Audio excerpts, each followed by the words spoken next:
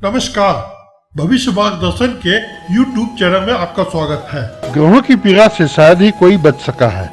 मनुष्य जीवन भर किसी न किसी ग्रहों से पीड़ित रहता है।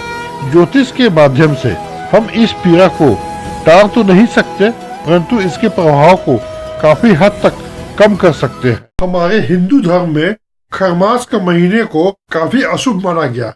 धार्मिक मान्यताओं के अनुसार इस दौरान कोई भी शुभ कार्य नहीं किया जाता है। ऐसी मान्यता है कि जैसे पितृपक्ष में 15 दिन हमारे पूर्वजों और पितरों को समर्पित है, ठीक वैसे ही कुछ दिन में खरमास यानी मंगलवार के दिन भी होते हैं, जो कि अशुभ माना जाता है और इसमें कोई शुभ कार्य नहीं किया जाता। लेकिन इस महीने में आप धार्मिक कार्य, पूजा पाठ, कथा करवा सकते हैं। खरमास के समय सूर्य की चाल धीमी हो जाती है, इसलिए इसमें कोई भी नए काम की शुरुआत करना वर्जित माना गया है। तो आइए हम बताते हैं कि खरमास में कोई मांगलिक कार्य क्यों नहीं होता। लेकिन इसके पहले अगर आप मेरे चैनल को सब्सक्राइब नहीं किए हैं तो कृपया कर सब्सक्राइब कर ले और बेल आइकन को दबा दे।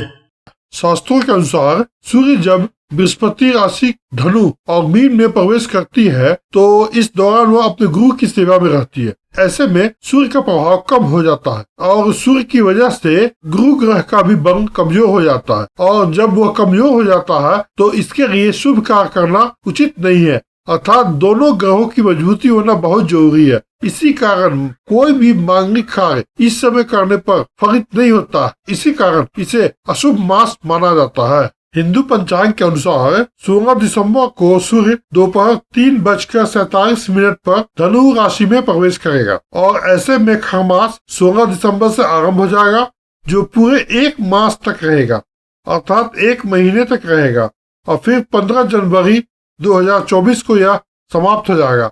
और जब यह समाप्त हो जाएगा तो इसके बाद आपका मकर संक्रांति शुरू होगा। खरमास के दौरान कुछ ऐसे उपाय हैं जो आप उसे करके अपने कुंडली को और साथ में भाग्य को संभाल सकते हैं। चूँकि सूर्य देव बृहस्पति की राशि में गोचर करेगा, इसलिए इस पूरे महीने आप सूर्य और श्री हरि विष्णु की पूजा करें और खरमास के दौरान भगवान सूर्य को जल चढ़ाए और मंत्र ओम गृणी सूर्याय नमः का जाप करें। जिन लोगों की कुंडली में पितृदोष है वे अमावस्या के दिन घर पर ब्राह्मणों को भोज कराए और साथ में वस्त्रों का दान दे। इस महीने सूर्य देव को जल चढ़ाना बेहद महत्वपूर्ण माना गया है। खरमास के दौरान आप पवित्र नदियों में स्नान करें। इस समय स्नान करने का महत्व काफी विशेष है। खरमास में कुछ ऐसे कार्य है जिसे नहीं करना चाहिए। खरमास में विवाह, सगाई आदि करना वर्जित माना गया है। मान्यता यह है कि इससे व्यक्ति को दाम्पत्य जीवन में कई तरह की परेशानियां झेलनी पड़ती है, वैवाहिक सुख नहीं मिल पाता है।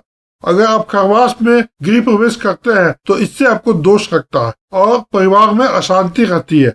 खरमास के समय कोई भी नए कार्य यानी नए व्यापार को शुरू नहीं करना चाहिए, क्योंकि अगर आप नए कार्य या नए व्यापार को शुरू करेंगे तो आपके जीवन में संघर्ष बढ़ जाएगा। सफलता मिलने की संभावनाएं कम हो जाएगी। मुंडन, जनेऊ संस्कार और कान छेदन भी खरमास के समय वर्जित माना गया, क्योंकि इससे जीवन में साधक पर नकारात्मक प्रभाव पड़ता है। एक बार फिर से मैं आपको याद दिलाता हूँ, अगर आपको ये वीडियो पसंद आया हो तो कृपया कर इसे सब्सक्राइब कर दे और बेल आइकन की घंटी को दबा दे। साथ में इसे शेयर और लाइक भी कर दे। अगर आप वास्तु विजिट करवाना चाहते हो या अपनी कुंडली दिखवाना चाहते हो या किसी प्रकार की ज्योतिषीय परामर्श लेना चाहते हो तो कृपया इस नंबर पर संपर्क करें 9667937648 और ईमेल एड्रेस है astrovivekji@gmail.com। धन्यवाद।